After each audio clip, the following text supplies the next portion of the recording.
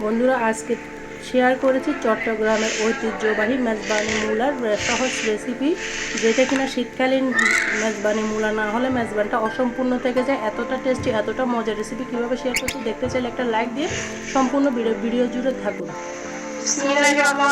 আসসালামু আলাইকুম বন্ধুরা, কেমন আছেন? আশা করি যে যেখানে আছেন সবাই অনেক ভালো আছেন। আলহামদুলিল্লাহ আমিও ভালো আছি। আজকে আমার চ্যানেলে নতুন একটা ভিডিও দেখার জন্য সবাইকে আমার চ্যানেলে স্বাগত। বন্ধুরা এখানে আমি দেখতেই পারতেছেন কত বড় বড় সাইজের তিনটা মূলা নিয়ে নিয়েছি। তিনটা থেকে আমি দুইটা রান্না করব। মূলা যে কত বড় সাইজ হয় সেটা দেখালাম। আমাদের এখানে হাটহাজারিতে কিন্তু আরো বড় বড় মূলার সাইজ হয়। একটা মূলা 5-10 কেজি এরকম একটা স্লাইস মূলার স্লাইস থাকে। এরকম মূলাও কিন্তু আমাদের চিটাঙের মধ্যে আছে। আপনাদের ডিস্ট্রিক্টে আছে কিনা অবশ্যই বলবেন। আমার এখানে তিনটা মূলা 2 কেজি থেকে বেশি, কিন্তু একটা মূলা 10 কেজি হয়ে যায়। এরকম ওজনের মূলা আমাদের চট্টগ্রামে কিন্তু কাছে মাছবান্ডা, যেটা কিনা হাটহাজারির পরে সেই ডিস্ট্রিক্টে কিন্তু 10 কেজি ওজনের মূলা পর্যন্ত পাওয়া যায়। বন্ধুরা সেই জন্য আজকের এই বড় বড় মূলাগুলো আপনাদের সাথে রান্না করব। চট্টগ্রামের ঐতিহ্যবাহী মেজবানি মূলা রেসিপি, যেটা কিনা শীতকালে মেজবান হলে মূলা না হলে অসম্পূর্ণ থেকে যায়। এরকম একটা সুস্বাদু রেসিপি আপনাদের সাথে শেয়ার করব। সম্পূর্ণ ভিডিও দেখতে থাকুন, আশা করি ভালো লাগবে। বন্ধুরা দুটো মূলাকে আমি সুন্দর করে ছিলে নিয়ে নিয়েছি। বন্ধুরা ভিডিওটা স্কিপ করবেন না, স্কিপ করলে ভিডিওর গুরুত্বপূর্ণ অংশ বাদ পড়ে যাবে।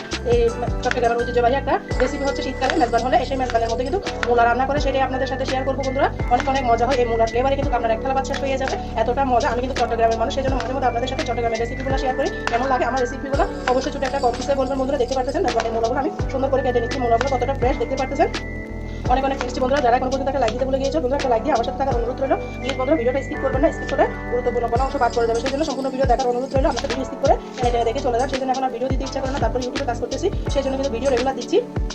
বন্ধুরা প্লিজ ভিডিওটা স্কিপ করুন। আমি কিন্তু কারো ভিডিও স্কিপ করি না, সম্পূর্ণ ভিডিও শেষ করে তারপর বের হয়। শুরুতে কিন্তু একটা লাইক দিয়ে কমেন্টস করে ভিডিও চালিয়ে রাখি। কারো ভিডিও কিন্তু আমি স্কিপ করি না, সেই জন্য আপনাদের মাঝে অনুরোধ রইল ভিডিওটা স্কিপ করে দেখবেন না। আমি সুন্দর করে সমস্ত মূলাগুলো কেটে নিচ্ছি। দেখতে পাচ্ছেন সমস্ত মূলা কিন্তু আমি কেটে নিয়ে এসেছি। বন্ধুরা মূলা কিন্তু আমার অনেক ফেভারিট একটা সবজি। কার কাছে মূলা পছন্দ অবশ্যই কমেন্টসে বলবেন। আমার কিন্তু ভীষণ ভালো লাগে এই মূলাটা। সুন্দর করে আমি বড় বড় স্লাইস করে কেটে নিয়েছি। বাবুজিরা যেভাবে কাটে, চট্টগ্রামের একটা ঐতিহ্যবাহী খাবার হচ্ছে মূলা। মূলা রেসিপিটা আজকে শেয়ার করবো। এই পর্যায়ে আমি চুলার মধ্যে চলে যাচ্ছি। এটাকে সুন্দর করে সিলে কেটে নিয়েছি। দেখতে পাচ্ছেন কতটা সুন্দর লাগতেছে। এখন বন্ধুরা আমি এখানে একটা কড়াই বসিয়ে দিয়েছি, দিয়ে দিচ্ছি গরম পানি।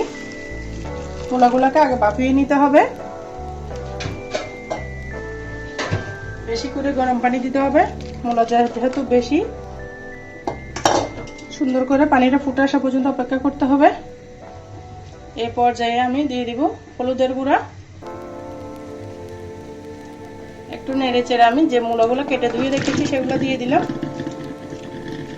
এটাকে সুন্দর করে ভাপিয়ে নেব, ফুটে আসা পর্যন্ত অপেক্ষা করতে হবে। এই ফাঁকে আমি একটা মশলা করে নিব। দিয়ে দিয়েছি বন্ধুরা, ফুটে আসা পর্যন্ত অপেক্ষা করে এই ফাঁকে আমি একটা মশলা তৈরি করে নিচ্ছি। চলুন বন্ধুরা দেখতে থাকুন।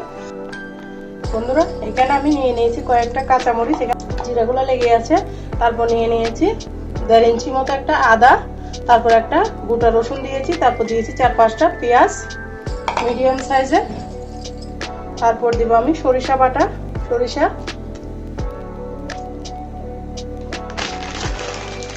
এরপর দিয়ে দেব কিছু আস্ত জিরা, দিয়ে সুন্দর করে এটাকে একটা পেস্ট করে নিয়ে আসবো। জিরাটা একটু বেশি পরিমাণ দিয়েছি, যেহেতু মেজবানি গরুর মাংস দিয়ে মূলাটা রান্না করবো, সেই জন্য। এই পর্যায়ে আমি এটাকে পেস্ট করে নিয়ে আসতেছি বন্ধুরা অফ স্ক্রিনে। দেখুন বন্ধুরা মূলাটা কিন্তু ফুটে উঠেছে আর প্লেট করে নিয়ে চলে এসেছে। এই পর্যায়ে এটা আমি একটা স্টিনারে ঢেলে দিব। ভালো করে ভাপিয়ে নিতে হবে, যে মূলার একটা আষ্টে গন্ধ থাকে, যেটার জন্য সবাই মূলা পছন্দ করে না। এভাবে ভাপিয়ে মূলা রান্না করলে আপনার মূলাও কিন্তু আষ্টে গন্ধ লাগবে না। যারা মূলা পছন্দ করে না তারাও কিন্তু আঙুল চাচে পুরো খেয়ে নেবে। বন্ধুরা এই পর্যায়ে আমি এটা ঢেলে নিচ্ছি।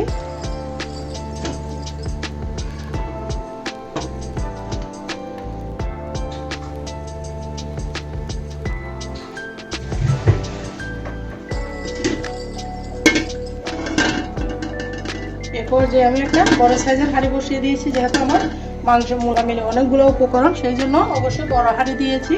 আপনারা আপনাদের পছন্দ মতো রান্না করবেন, আপনাদের মতো পাতিল দিবেন। এই পর্যায়ে দিয়ে দিচ্ছি পরিমাণ মতো তেল।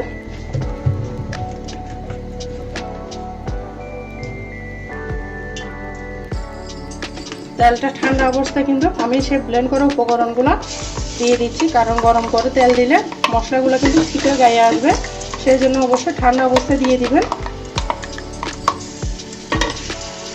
ব্লেন্ডারটা দিয়ে আমি মশলাগুলো দিয়ে দিলাম, দিয়ে মশলাগুলোকে কাঁচা গন্ধ যাওয়া পর্যন্ত কিন্তু ভেজে নিতে হবে।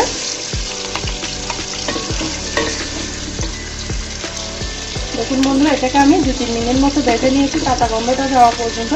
এরপর যে আমি কিছু ড্রাই মশলা অ্যাড করে দিই, সম্পূর্ণ ঘরোয়া মশলাটি আজকে মেজবানি রান্নাটা রান্না করব।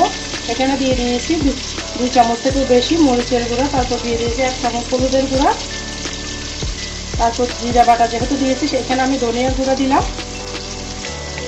1.5 চামচের মতো, দিয়ে দিচ্ছি স্বাদ মতো লবণ। সম্পূর্ণ ঘরোয়া মশলা দিয়ে আজকের আমার রেসিপিটা বানাচ্ছি, অনেক মজা, অনেক টেস্টি। বন্ধুরা একবার হলে আপনারা এভাবে মূলার দিনে, শীতকালের সিজন ছাড়া কিন্তু মূলাটা পাওয়া যায় না তেমন, সেই জন্য অবশ্যই একবার হলে এভাবে ট্রাই করবেন, খেতে কিন্তু অসাধারণ লাগবে। বন্ধুরা চট্টগ্রামের ঐতিহ্যবাহী মেজবানি মূলার রেসিপিটা শেয়ার করতেছি, আপনারা এই শীতের দিনে কিন্তু একবার হলে এভাবে ট্রাই করবেন, খেতে কিন্তু অসাধারণ লাগে। আবারও যে ব্লেন্ডারের মশলা লেগেছিলো সেগুলো দিয়ে পানি দিয়ে দেখুন একটা ঘন ব্যাটার হয়ে যেতে, সেই জন্য খেতে অসাধারণ লাগবে। বাটাবাটি মশলা দিয়ে যে কোনো রেসিপি রান্না করলে খেতে কিন্তু দারুণ লাগে। বন্ধুরা এই পর্যায়ে দিয়ে দিব কয়েকটা তেজপাতা মাঝখান থেকে খালি করে, তারপর দিব একটু দারচিনি,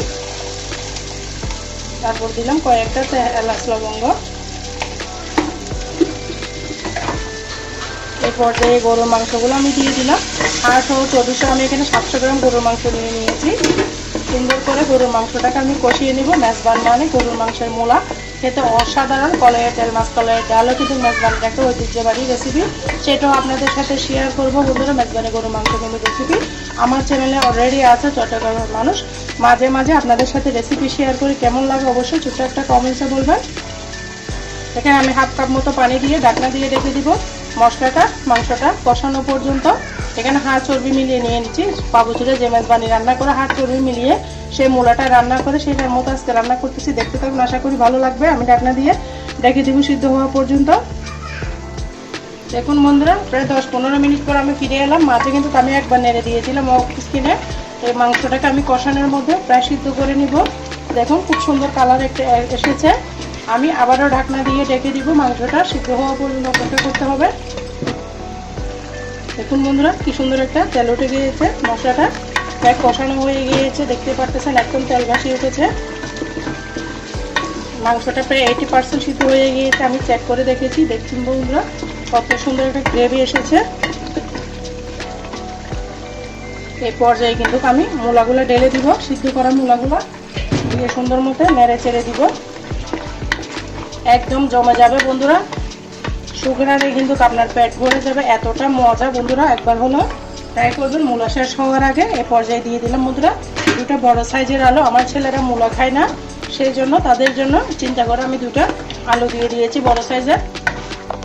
দিয়ে সুন্দর করে আবারও নেড়ে চেড়ে দিব।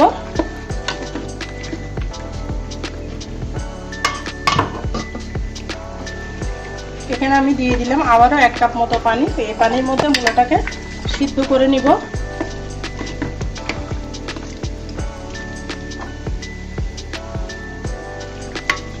ঢাকনা দিয়ে ঢেকে দিচ্ছি বন্ধুরা, সিদ্ধ হওয়ার পরে ফিরে আসতেছি।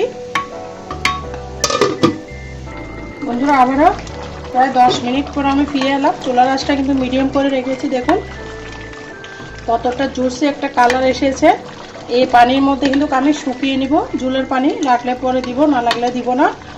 বন্ধুরা আমি আবারও নেড়ে চেড়ে দিচ্ছি, কতটা সুন্দর একটা কালার এসেছে দেখতে পাচ্ছেন। এই পর্যায়ে আমি দিয়ে দিলাম 3-4টা কাঁচামরিচ, তারপর দিয়েছি 2টা টমেটো ফালি করে সুন্দর করে দিয়ে আবারও আমি ঢাকনা দিয়ে রেখে দিব। সিদ্ধ হওয়া পর্যন্ত অপেক্ষা করতে হবে, যতটা জুস হবে ততটা খেতে ভালো লাগবে মেজবানি মূলার রেসিপি। আবার আমি ঢাকনা দিয়ে রেখে দিলাম, সিদ্ধ হওয়া পর্যন্ত অপেক্ষা করতে হবে। বন্ধুরা আমি আবারও নেড়ে ছেড়ে দিব, দেখতেই পারতেছেন সুন্দর করে মূলা আলুগুলো কিন্তু সিদ্ধ হয়ে গিয়েছে, প্রায় একদম মূলাটা জুস হয়ে গিয়েছে। আলুটাও কিন্তু হয়ে গিয়েছে। এরই মাঝে কিন্তু আমার রান্নাটা কমপ্লিট। এই রান্নাটা রাঁধতে কিন্তু আমার 1 ঘন্টা থেকেও বেশি সময় লাগছে। আপনাদেরকে অল্প অল্প করে শেয়ার করতেছি বন্ধুরা, ভিডিওটা স্কিপ করবেন না। এতটুকু এসে যারা একটা লাইক দিতে ভুলে গিয়েছেন অবশ্যই একটা লাইক দিবেন। দিয়ে দিলাম কিছু ধনেপাতা। ঝোলের গ্রেভিটা আমি কিন্তু এভাবে রাখবো, আর ঝোল দিব না, যেহেতু জুস হয়ে গিয়েছে। পরিবেশন করে দেখিয়ে দিচ্ছি কেমন হয়েছে আমার মেজবানি গরুর মাংসের মূলা রান্নাটা। চুলাটা আমি বন্ধ করে দিলাম। দেখুন বন্ধুরা কতটা জুসি একটা কালার এসেছে। পরিবেশন করে দেখিয়ে দিচ্ছি। মেজবান মানে মাটির হাঁড়ি পাতিল, মাটির হাঁড়ি পাতিলে খাওয়ার ঠিক মজাই আলাদা বন্ধুরা। বন্ধুরা কেমন হয়েছে আমার চট্টগ্রামের ঐতিহ্যবাহী মেজবানি মূলার রেসিপি, অবশ্যই ছোট্ট একটা কমেন্টসে বলবেন। অনেক অনেক মজা করে রান্না করেছি, একবার হলে এভাবে ট্রাই করবেন, খেতে কিন্তু অসাধারণ লাগবে। তৃপ্তি করে এক প্লেট ভাত খাওয়া যাবে, এতটা রেসিপি, সুস্বাদু রেসিপি আজকে শেয়ার করেছি। আশা করি ভালো লাগবে, ভালো লাগলে লাইক করবেন, শেয়ার করতে ভুলবেন না। আজকের মতো আমি এখানে বিদায় নিচ্ছি। সবাই ভালো থাকবেন, সুস্থ থাকবেন। আল্লাহ হাফেজ। আসসালামু আলাইকুম ওয়া রাহমাতুল্লাহি ওয়া বারাকাতুহু।